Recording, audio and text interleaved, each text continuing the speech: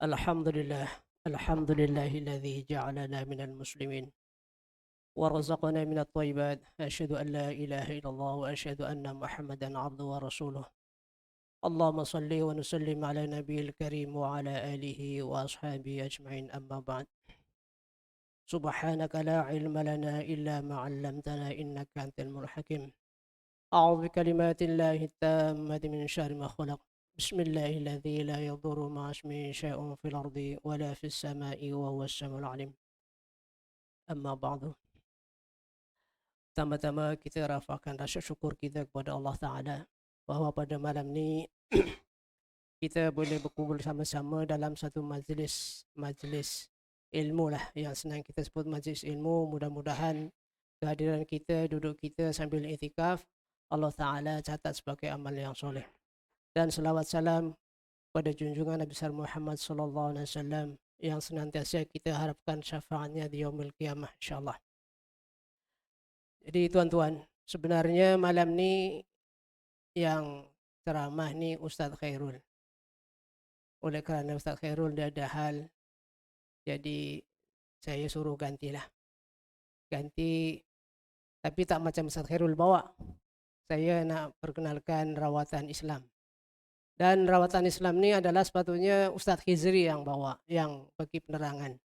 Tapi saya dah minta izin kepada beliau, serba sedikit kita akan tambahlah untuk menambah keimanan kita, keyakinan kita kepada Allah SWT. Terutama apa-apa yang berkaitan dengan makhluk halus yang ada dalam Al-Quran. InsyaAllah kita sebut sikit-sikit lah. Seterusnya tuan-tuan, dalam rawatan Islam ni, sebenarnya bukan berkaitan dengan makhluk halus sahaja. Jadi apa-apa rawatan penyakit boleh insyaAllah dengan izin Allah boleh dirawat dengan rawatan Islam. Itu dengan menggunakan ayat-ayat Quran, hadis-hadis Nabi dan doa salafus soleh. Jadi bukan sekadar gangguan makhluk halus saja atau histeria. Jadi apa penyakit boleh, sebab Quran wa nunazzilu minal Quran ma huwa syifa. Jadi penyembuh. Jadi insyaallah termasuk penyakit-penyakit yang dalam rohani kita pun penyembuhnya adalah Al-Quran. Jadi dalam kaitan dengan makhluk halus memang disabit dalam Al-Quran dan As-Sunnah, yaitu dengan hadis Nabi Rasulullah SAW serta para ulama. Setiap muslim wajib mempercayai kewujudan makhluk halus. Jadi termasuk yang disebut sini makhluk halus adalah syaitan, jin lah. Termasuk malaikat pun makhluk halus juga. Tapi malaikat dia taat kepada perintah Allah, tak buat maksiat kepada Allah dan kepada siapa-siapalah. Terutama kepada Allah Ta'ala. Dia tak ada maksiat. Dia taat perintah Allah. Yang biasanya buat maksiat adalah jin, syaitan dan manusia. Mereka makhluk halus ni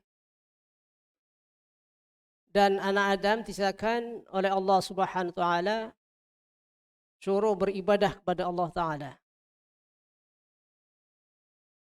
dan mematuhi syariat Allah Subhanahu wa taala dan mengesahkannya sehingga akhir hayat kita. Jadi Allah perintah kepada kita supaya kita ni taat pada perintah Allah dan menjalankan ibadah. Makhluk halus khasnya syaitan adalah musuh manusia yang amat nyata. Kita kena ingatlah. Syaitan ni adalah musuh yang nyata tapi tak nampak. Jadi kita kena hati-hati. Allah SWT mengetahui segala-galanya dan mengingatkan kepada manusia dalam Al-Quran, dalam surah Al-Fatir. A'udzu billahi minasyaitonir rajim. Innasyayatina lakum aduwwun fattakhidhuhu aduwwa. Innama yad'u hizbahu liyakunu min ashabis sa'ir. Ini daripada kalam Allah. Artinya bahwa sesungguhnya syaitan itu untuk kamu, yaitu untuk manusia, adalah musuh kamu, maka hadapilah mereka sebagai musuh yang perlu dijauhi. Sebenarnya mereka akan terus berusaha mengajak manusia untuk menjadi golongan mereka supaya terjerumus ke dalam neraka sa'ir bersama mereka. Jadi tujuan dia mengganggu manusia ini supaya kita terjerumus untuk bersama-sama hidup dengan mereka, dengan jin setan ini yang kafir, termasuk manusia yang boleh diganggu, boleh dipesongkan, terutama akidahnya lah.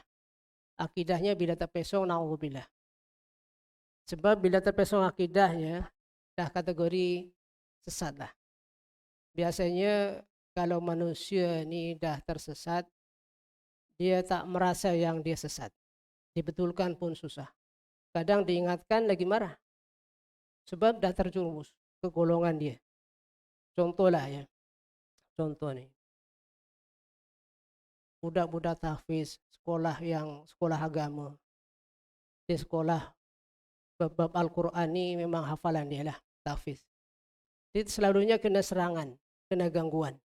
Gangguan histeria. Tapi kita pikir balik. Kenapa yang dalam kelab-kelab tu, dia tak ada yang histeria kecuali yang minum lah. Dia sebab apa? Dia sudah dah masuk golongan dia. Dalam golongan yang dalam kurungan dia lah. Dia tak payah kacau. Biarlah dia berseronok. Dia sudah maksiat kepada Allah Ta'ala. Dia dibiarkan. Tapi yang dia nak belajar agama, dia akan dikacau. Sebab nanti dia pikir-pikir kalau dia dah pandai, dia akan melawan dia. Dah tahu hukum hakam. Dan bacaan-bacaannya dah cantik. Dia banyak pahala. Jadi dia nak kurangkan supaya pahalanya, boleh kata suruh dia gagal lah. Gagal. Sebab terbaru ni, kita sebenarnya tak boleh mempercayai percakapan pesakit yang merasuk. Yang merasuk sebab yang bercakap dia bukan dia. Dia yang bercakap adalah jin. Jin yang masuk dalam badan sakit. Ada satu pesakit ni dah lama sakit. Tapi mak bapak dia, ayah dia tak ada. Dia mak dia umrah dengan saya kebetulan. Dan anak-anak dia pun pergi umrah. Dia baik dengan maknya. Tapi jin yang dalam badan ni, di dalam badan ni ikut umrah juga. Tapi dia hasad dengki. Memang dengki sungguh-sungguh. Dia cakap, dia pergi umrah, aku akan kacau. Dan aku tak akan senang kalau dia berbuat baik kepada mak dia. Jadi yang terbaru ni, jumpa saya lah. Jumpa dekat pusarawatan. Dia kata maknya bawa. Dia nak pergi belajar, lanjutkan belajar. Dia mengakulah, dia supaya dia gagal. Jangan sampai dia berjaya dalam segala hal. Jadi bila dia tak berjaya, dia otomatik jadi orang yang tak pandai lah. Senang cerita orang bodoh lah. Bila bodoh, dia mudah diselewengkan. Boleh dibujuk, dibisikkan. Lepas tu kakak dia pun ada kena gangguan juga. Dia kata kakak dia kata, Ustaz, yang ni adik saya ni suka sangat layan dia. Bila dah layan dia, maknanya dah sebati dengan jiwa dia. Bila sebati, lama-lama dah susah nak suruh keluar. Sebab biasanya pesakit kalau dah namanya pesakit gangguan, dia susah untuk sekali sembuh. Dia akan sikit-sikit kita rawat. Kemudian insyaAllah dia akan macam kita potong rumput. Bila nak tumbuh je, santas. Nak tumbuh, santas. Jadi lama-lama dia akan, lubang dia, laluan dia akan jadi sempit. Susah nak masuk. Dia macam itulah sakit gangguan. Seterusnya, terlalu banyak tipu daya setan kepada kita anak Adam bagi memesongkan mereka dari jalan Allah Subhanahu wa taala kepada jalan yang menderhakai Allah Subhanahu wa taala.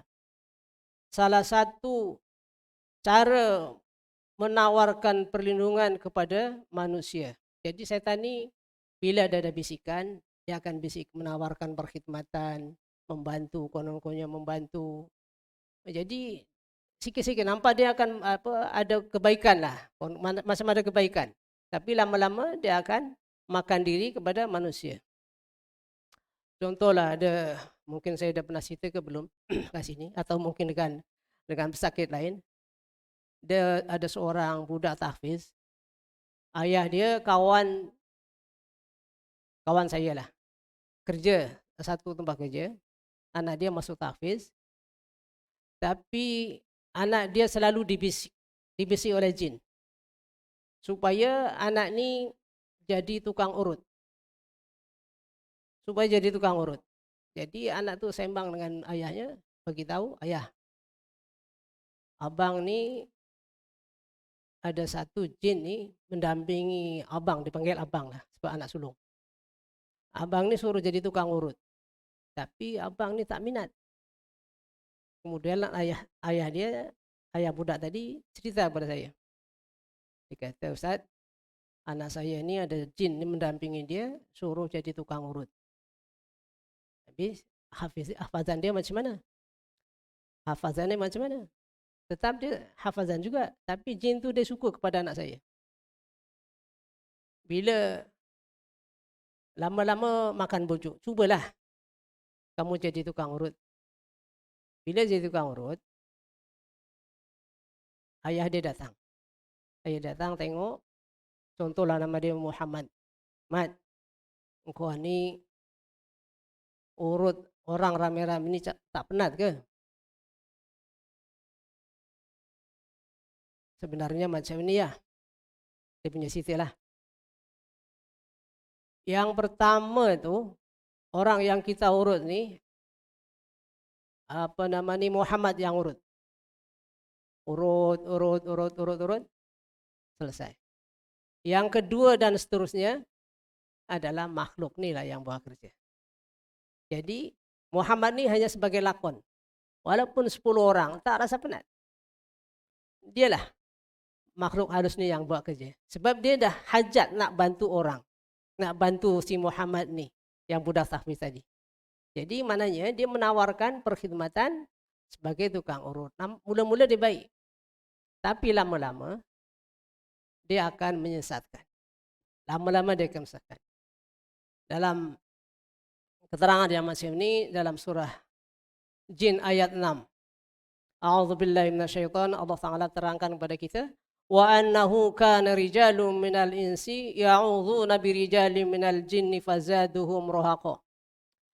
Maksudnya, dan bahawa sesungguhnya beberapa lelaki dari kalangan manusia meminta perlindungan kepada beberapa lelaki dan kalangan jin, maka bertambah-tambah sesat dan mereka semua berdosa. Inilah dalam surah jin dah jelas. Jadi kita tak boleh minta pertolongan kepada jin. Tapi ada Allah Ta'ala rakamkan dalam Al-Quran ini yang ada segolongan lelaki manusia minta perlindungan kepada golongan lelaki jin.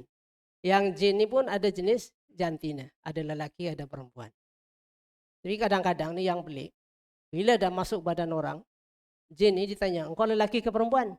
Saya tak tahu. Macam mana engkau tak tahu lelaki ke perempuan? Ini jin dia punya perangai. Tapi saya ni tak berapa percayalah, tak percaya dengan pengakuan dia. Lama-lama kita desa mengaku, aku lelaki. Sebab apa? Nanti bila Islam, kita akan masuk, ada yang boleh masuk Islam, kita akan bagi nama. Dia senang. Jadi bahasa terus dia akan mengaku. Biasanya lah kalau kamu betul-betul nak Islam, Ustaz bantu. Dan kalau kamu masuk Islam, insya Allah kamu selamat dunia akhirat. Tapi sekiranya kamu tak nak masuk Islam, Ustaz pun tak paksa. Sebab dalam Islam tak ada paksaan. La ikraha fid din, tak ada paksaan dalam agama. Jadi bila macam tu, bila kita mengaku secara lisan manusia, tapi dia melalui badan manusia, dia mengaku saya nak Islam, kita islamkan, syahadahkan. Lepas tu kamu dah Islam, kamu jangan kacau saudara kamu Islam. Ini yang kamu duduk dalam badan sakit ni, dia orang Islam, kamu kena keluar, tak boleh menyakiti. Baik, saya akan keluar. Keluar tapi jangan masuk lagi. Yang macam itu pun kadang-kadang dia masuk lagi. Dia dah ngaku, aku tak nak masuk. Lain kali masuk lagi. Ditanya, engkau yang semalam masuk ke? Bukan. Tapi sebabnya kita benda ni benda gaib, kita tak nampak. Ya, jadi kita jangan percaya. Yang penting kita pegang kalau dia betul-betul masuk Islam dengan ikhlas, mudah-mudahan dia selamat. Itu ajalah. Sebab kita hanya dakwah kepada golongan jin yang masuk Islam insyaAllah. Perkara yang macam ini ada satu kes lah. Saya berkongsi dengan tuan-tuan. Hari Sabtu saya ada pergi Perak. Kebetulan si Samaun pun telefon. Kat mana, Mam?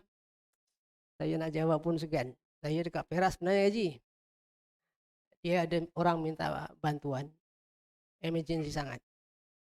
Dia adalah seorang Bilal. Seorang Bilal, dia biasa Bilal menghadap ke kiblat kan. Dia menghadap kepada makmum. Jadi satu kampung tu heboh lah. Macam mana Bilal ni boleh azan bang ni menghadap kepada makmum. Jadi riuhlah satu masjid. Rupa-rupanya dia bincang-bincang dengan adik-beradik dia, dengan keluarga dia. Dia minta bantuan. Tolonglah siapa-siapa boleh rawat, tapi rawatan yang betul. Panggil, saya pergi ke sana dengan emergency, terus hari Sabtu tolak hari. Kebetulan lah namanya gangguan macam tu. Dekat jalan pun banyak gangguan. Jalan jam. Jam yang panjang. Sampai Tanjung Karang 2,5 jam. Saya ikut jalan dalam. Nah ikut highway pun ada maklumat kata highway ni jam. Ikut dalam. Ikut dalam rupanya lebih teruk. Sampai Tanjung Karang 2,5 jam. Sampai Tulu Intan pukul 2 petang. Lepas zuhur. Nah, sampai-sampai dia ahli jamaah masjid pun dah semua dah keluar. Lepas itu kebetulan rumah tu sebelah masjid. Jadi kita solat dulu, apa semua dah siap. Siap, kita masuk, adik-beradik pun dah kumpul. Bagi salam apa semua. Minta maaf lah. Ustaz ni kena tanyalah dulu. Kata bahasa yang ni kira macam Tuan Haji Syafiq ini siasat. Ahli siasat ni Tuan Haji Syafiq biasa siasat. Kena siasat dulu. Macam mana boleh jadi macam ni? Dia macam. Jadi biasanya dia ada sebab. Siasat. Dia tak ngaku. Tak ada apa-apa. Ada. Kalau macam ni tak mungkin dia tak jadi apa-apa. Dia kata, saya Ustaz dah 30 tahun. Benda macam ni. Tapi lama-lama semakin teruk. Sampai waktu itu belum dirawat. Dah zikir sendiri. Badan goyang. Dia kata. Dengan adik dia kata, engkau jauh lah. Aku jadi semakin kuat ni. Tak boleh kontrol. Zikir, betul-betul zikir. Badannya goyang. Sekejap. Berhenti dulu. Tak boleh berhenti. Terpaksa lah. Kita minta izin. Kita rawat dulu. Rawat. Baca. Slow. Dah slow kita tanya. Apa sebenarnya yang kamu amalkan? Atau ada barang ke dalam badan ke? Atau kau simpan barang ke apa ke? Lama-lama dia mengaku. Ustaz, saya ada amalan Ustaz. Amalan apa? Saya untuk pagar diri lah. Biar kita, sebab dulu saya jaga banyak kebun. Ya, banyak kebun, lepas tu jaga kambing, lembu apa semualah. Cerita. Amalan tu apa? Caranya macam mana? Mula-mula dia berat mengaku. Oleh kerana dia beradik semua dah kumpul, jadi dia serba salah lah. Sebenarnya macam ni, saya ada amalan, bacaan tu macam ni lah, kepada malaikat 4. Kalau malaikat 4 ni betul, tak ada masalah. Tapi macam mana nak buat? Mula-mula nak baca macam mana? Pertama dia kata, ila harati rijalul ghaib. Rijalul ghaib ni, jin lah, syaitan. Yang suruh masuk badan dia, suruh jaga badan dia. Bila rijalul ghaib, ada dia kata, Ustaz, ini entah apa yang masuk Ustaz. Sampai abang saya macam ni, zikir pun dah goyang tak boleh berhenti. Dia akan pusing macam tawaf. Jumpa kereta tawaf macam Kaabah. Dekat pokok pusing macam Kaabah. Jadi macam mana ni? Sedangkan dia Bilal boleh tak ingat menghadap kiblat, menghadap kepada makmum, kepada ahli jamaah. Sebab inilah ayat ni yang Allah Ta'ala sebut, sebagian daripada manusia minta bantuan atau minta perlindungan kepada jin. Jadinya macam sampai tahap yang memang teruk lah. Ini dalam proses rawatan mungkin saya kata sampai 7 hari suruh dia mandi, ikut cara kita rawatan Islam lah. Ya, saya pesan jangan pergi mana-mana rawatan yang tak jelas. Sekiranya nanti pergi rawatan yang tak jelas, Masya Allah, kadang-kadang di toko tambah. Apalagi kalau ada perawat yang ada pendamping. Dia macam tu tuan. Ini untuk kongsi lah ya, supaya kita jangan terkeliru ambil rawatan yang bukan-bukan. Yang semalam saya dari Melaka, panggilan emergensi juga. Guru tadika ni mula-mula Ustaz tanya, pernah dirawat ke? Mula-mula tak ngaku juga.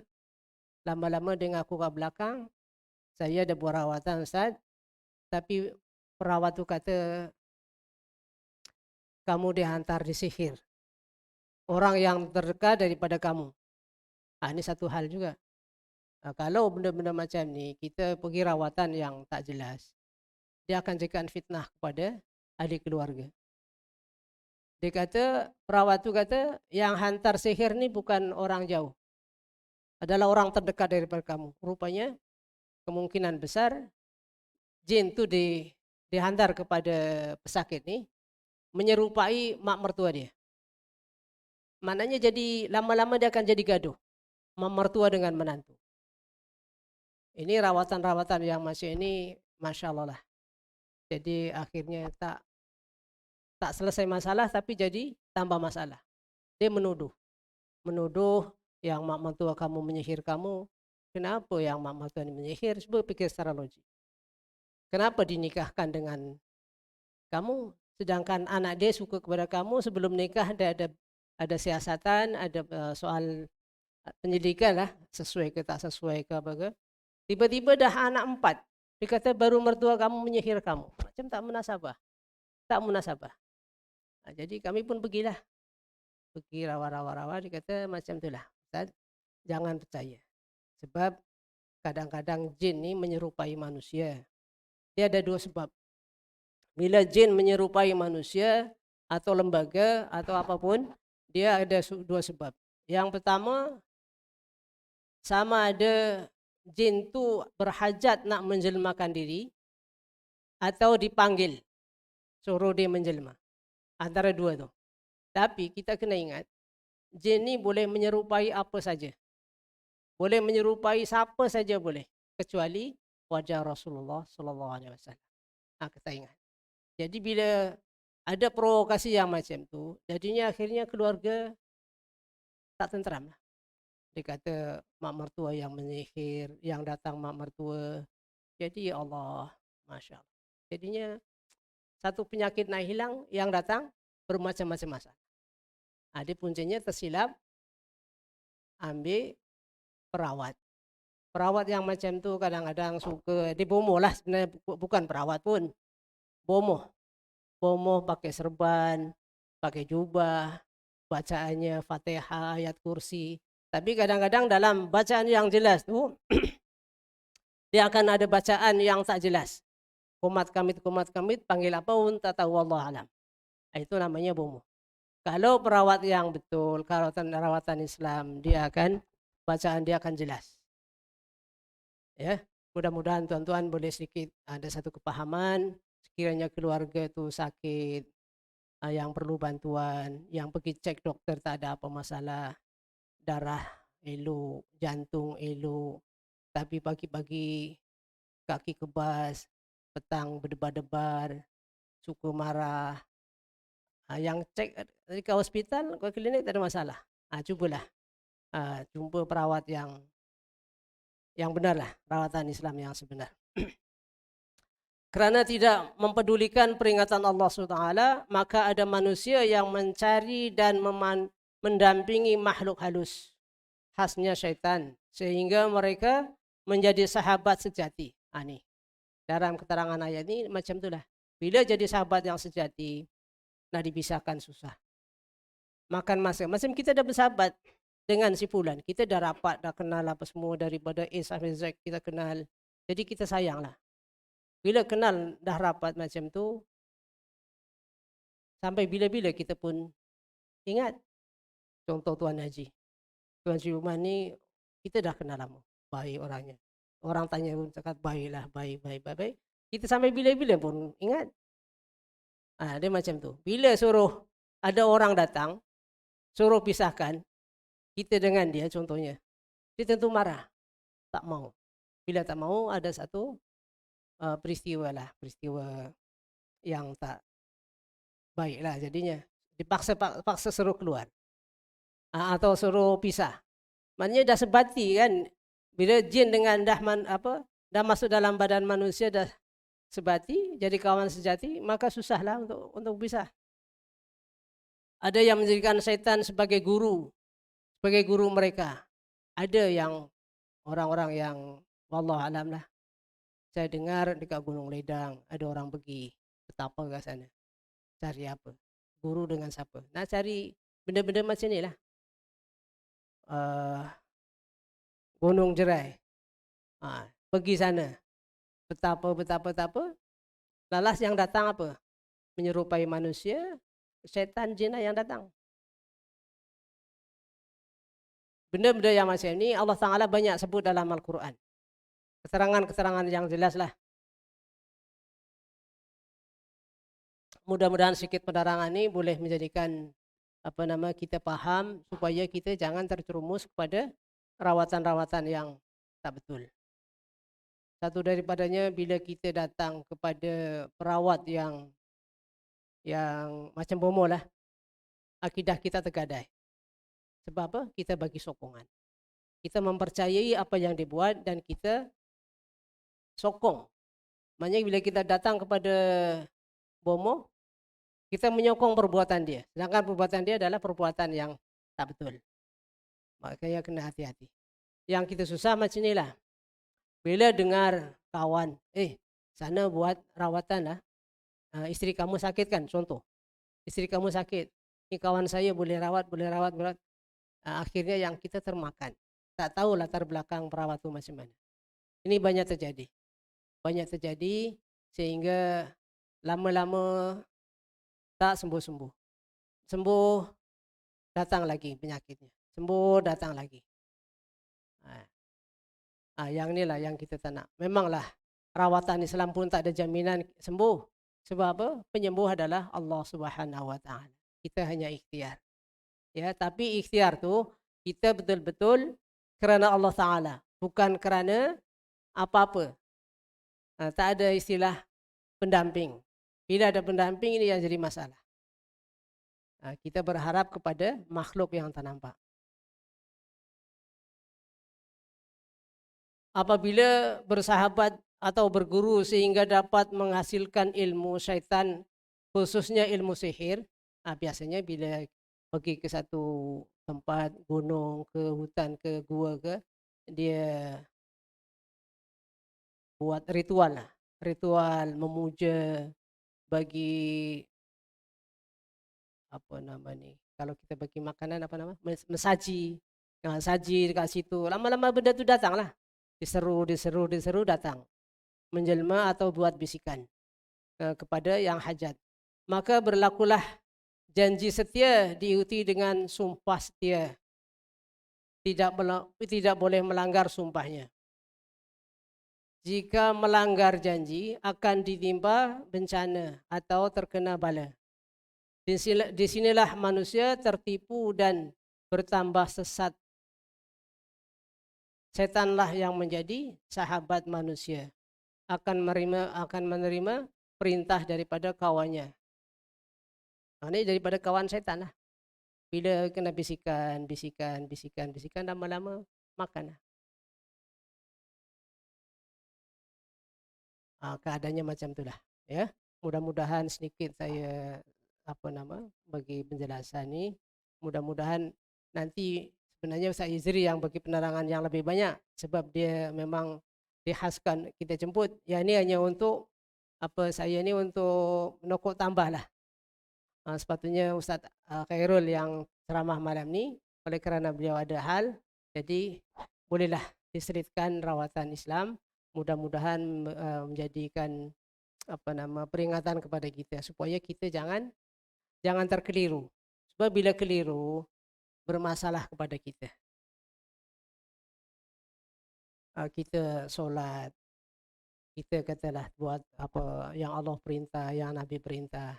Tapi benda-benda yang macam ni, kita kadang-kadang terlupa. Itu yang kadang-kadang jadikan menyesatkan kepada kita. Jadi nanti akhirnya jadi kesyirikan. Syirik adalah dosa yang Allah tak ampunkan. Ya walaupun nampak ringan, nampak ringan. Zaman-zaman dulu lah ada orang tua ni anaknya sakit sampai dibawa diubatkan kepada Hindu contohnya ya. Dia secara zahir dia tak ada masalah. Zahir tak ada, kenapa dibawa ke Hindu, ke apa nama ni? Guru Hindu apa namanya? Sami. Kepada Sami. Dibawa ke Sami. Sedangkan kita orang Islam. Yang Sami ini kepercayaan ini bukan kepada Allah Ta'ala. Dia kepada setan. Kenapa Sami suruh ubatkan? Walaupun nampak zahirnya tak ada apa-apa kesan. Tapi hakikatnya kita seolah-olah mengiktiraf kepercayaan Sami itu. Ya, sedangkan kita, Tuhan kita adalah Allah Ta'ala.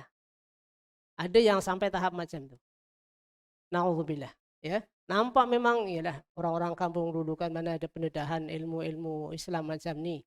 Dulu memang dengar sana boleh, sana boleh, sana boleh. Rupa-rupanya bila dah balik, rumahnya ada tokong. Ada ni apa, macam-macam lah yang digantung. Rupanya yang perawat tu adalah Sami. Setelah balik, dah terlajar, macam mana nak buat? Kita buat solat taubat lah, banyakkan istighfar. Mudah-mudahan Allah Ta'ala terima taubat kita. Ya, tuan-tuan yang dimuliakan Allah SWT. Dalam Al-Quran disebut, innama ya'murukum bis-su'i wal fahsya'i wa an taqulu 'ala Allahi ma la ta'lamun. Sesungguhnya syaitan itu hanya menyuruh kamu melakukan kejahatan atau melakukan dosa, perkara-perkara keji yang amat dilarang Allah, serta menyuruh kamu berkata dusta terhadap Allah Subhanahu wa taala sedangkan kamu tidak mengetahui apa yang benar. Macam inilah Allah Taala dah jelaskan, maknanya syaitan ni tak ada perintah baik. Semua perbuatan yang fahsya, perkara yang mungkar. Tapi bila kita tak fikir panjang, kalaulah kita sakit, keluarga kita sakit, sakit yang biasa-biasa tak ada masalah. Bila kemungkinan Allah Ta'ala tengah uji kita, mengampunkan dosa kita, tapi bila kita berubat yang menyalahi syarak, jadinya kita berdosa. Kita nak minta Allah Ta'ala ampunkan dosa kita dan pahala kepada kita, tapi bila kita tersilap ambil rawatan, jadinya perbuatan dosa. Ya, perbuatan dosa, apalagi sampai kesyirikan, tahap yang syirik. Na'udzubillah. Mudah-mudahan Allah Ta'ala lindungi kita dari perbuatan yang syirik, insyaAllah. Apabila seorang menjadi mangsa syaitan hampir dengan ajalnya, dia berpesan kepada sahabat-sahabatnya jin yang lain. Maknanya jin yang tadi jadi sahabat kepada orang tadi, dia akan berpesan kepada kawan-kawan jin.